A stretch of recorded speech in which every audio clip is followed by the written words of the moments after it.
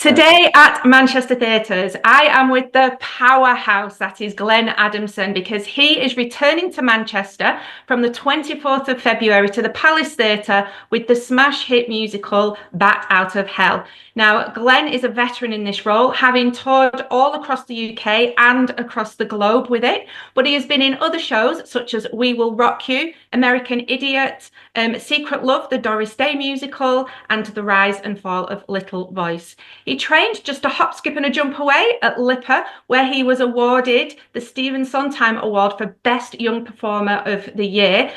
So I am someone who has seen Glenn in this role, and I can guarantee that you are going to be in for a treat if you come along. So Glenn, I mean this genuinely. Thank you so much for joining us today. I'm really excited about this. Oh, thank you so much for having me. It's like being on This Is Your Life.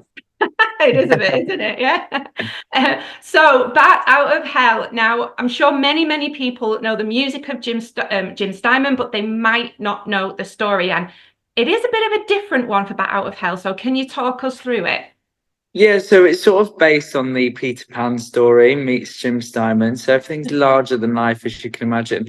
I mean, Jim always intended this to be a musical, which I think people always find surprising. He first wrote this in 1968, and it was J.M. Barrie's estate blocked the rights to the Peter Pan part of the story. So he released it as a concept album, and that's where Meat was born.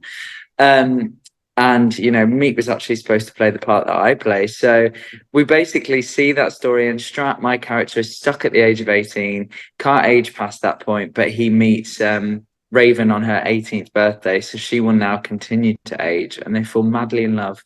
And it's a tale as old of time, really, as her family and both his family, which is the Lost Boys, are just not very keen on the idea. And so they run away together. They do run off together. So what is it like being one of the lost? Because that's what they're known as, isn't it? In Battle of Hell, they're known as the lost. And you do this journey. I mean, I know you're in rehearsals at the minute, but you've done it before. You do this journey time and time again. So for you, who also doesn't seem to age, by the way, what is it like playing this role? I wish. Oh, it's amazing. It's there's nothing quite like the music and the way the audiences respond to this show. That's the thing that keeps bringing me back time and time again. It's just the love for it. And I've never known an energy like it. When you leave, you literally can't sleep because you're so buzzed by what you've just witnessed in the stalls.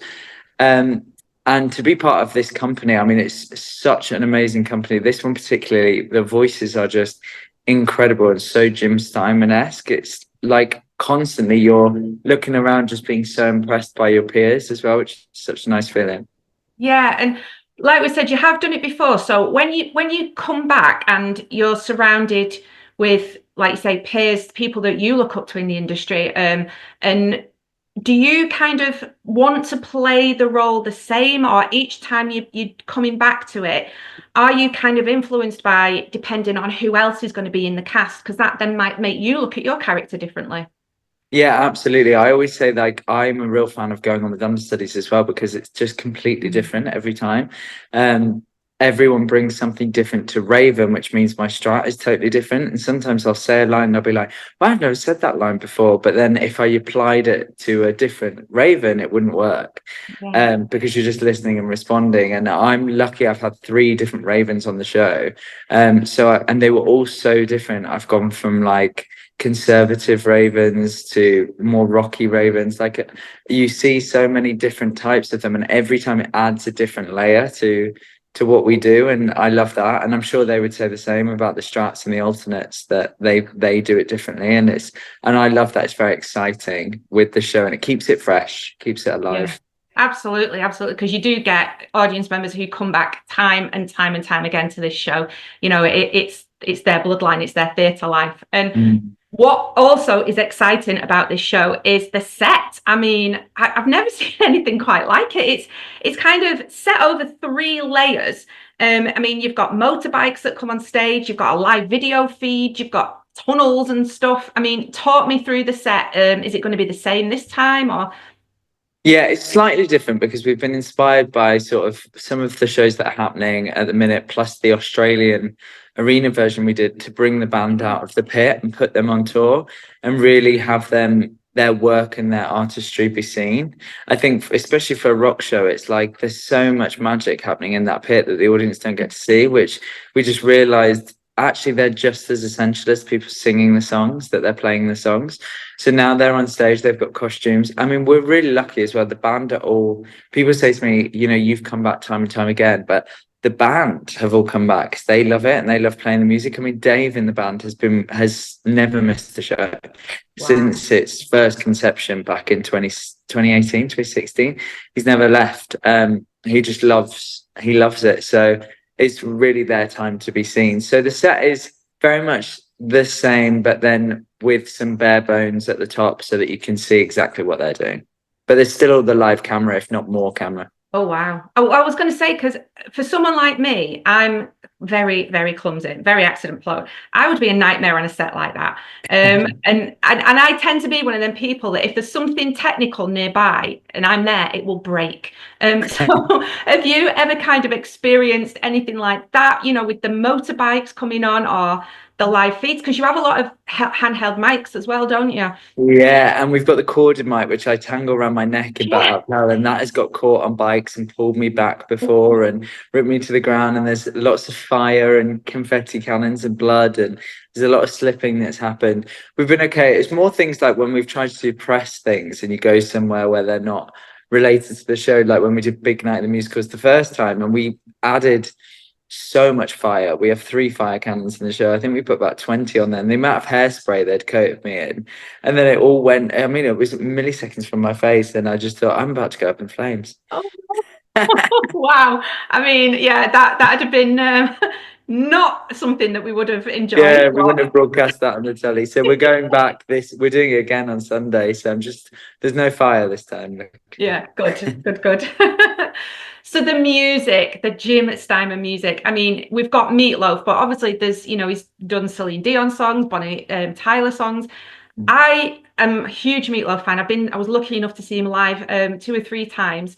So is it music that you grew up listening to yourself, or have you been introduced to it from the show? Because in the audience there's quite a mix, isn't there? You know, you see like proper diehard Meat Loaf fans, and then you'll see musical theatre people who are learning the music for the first time. Yeah, that is what's magical about it. A lot of people have discovered the music through this and still like haven't always listened to the originals. For me, yeah, I did grow up around this music and those big epic numbers and trying to sing them. I think I was connected with Jim's music because it felt both rock meets theatre. Yeah. I mean, there's no other songs that are 8.5 minutes long. He really did go there to tell a story. So for me, that was something that I thought, oh, that's me. That's where like I will sit. And so for me to get to do it night after night, I just feel so lucky. Yeah, I mean, there's so many moments within the show. But for me, when the Bat Out of Hell actually comes on, you literally feel the energy in the audience change, and you can feel it building and building and building until it gets to the big I mean, people literally bounce around you. And when I watch it, I mean, that's always one of my favorite moments in it. Do you have kind of, from your perspective, I mean, you've done it so many times now. Do you have any favorite moments or standouts? Yeah, there's 2 moments in the show where it's actually just piano and you hear da-da-dum, dum, dum, dum, diddle-dum, diddle-dum, and you hear, oh, it's that one. You can always hear people and you see people grab each other's legs as well. And I love that moment. And similarly, when it goes, the beginning of Anything for Love, that piano intro has the same sort of energy. People start going, oh my God, it's time. I thought they weren't going to do this one.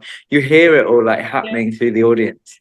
And I love that. I live for that moment. I really enjoy listening to them do that. We have in-ears on the show and they're sort of noise cancelling to the audience, but I always take mine off in time for that because I just love to hear the intake of breath.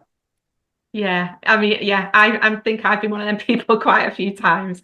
And over the years, and even maybe geographically, is there, because the show has had, you know, a couple of rewrites to, you know, keep it going and what have you, keep it fresh. But have you noticed either a difference with the show or the audience, like either geographically where you're performing it or throughout time? Oh, 100%. The more north we go, the rowdier the crowds get. Yeah. I mean, this show plays so differently in Oxford to how it ever played in Aberdeen, say, as well. Like, it really goes, it's really like not for the inhibited. And I love it when we're in sort of, the likes of Manchester, Liverpool, Sheffield, Leeds, that whole M62 belt. It really does it has a vibe to the show. There's a lot of sort of rock and roll fans there. It's not as polite, and the show suits people that are not that polite, I think, Yeah. when it comes Yeah. to just wanting to have a good time. And I know certainly for people that have been on the show longer than I have, that were there pre-COVID, really noticed a difference on the other side of the pandemic as well. Yeah. Are you being called back to rehearsals? No, it's just stuff that the theatre come fast. And I was going to ask you, so we know that you've done Strat for, quite a few performances. And I know the time isn't there yet, but this is obviously a show that is dear to your heart. So when it is time for you to hang up your Strat shoes, do you think, and the answer is yes, please, that you would be able to be looking to maybe move into the role of Falco? Oh, one day, yeah, I would love to do that. I always say, me and Martha always used to say, we'll come back as Falco and Sloane one day. I would love to, yeah. If the show's still going when I hit that age, I mean, if Rob ever relinquishes the pink pants, to be fair. Yeah. So you're in the middle of rehearsals right now. How is it all going? Yeah, well, we're open in Liverpool now. We've been open for the last 3 weeks, but we're rehearsing at the minute for Big Night of the Musicals, which is on Monday, next Monday. I'm going to that. Yeah, well, we'll see you there. You will, yeah. So we're just trying to get all that ready to go. We're doing something special, but also because the show will be in Bromley that night, we have to have a second cast for that night, to do Big Night, because we can't be in two places at once. So Yeah. I mean, you're good, but yeah, there's no way of doing that. So we've got a second ensemble coming to do that. So we're just getting everyone ready, really. Brilliant. Oh, well, I, for one, like I said, cannot wait. It is up there as one of my favourites. I love this music. And yeah, like you say, there's quite a few cast returning, which is going to be great to see, but also to see the new cast coming as well. Before we go, tell us all why I think you've convinced us already, Glenn, but why should people come and watch this show?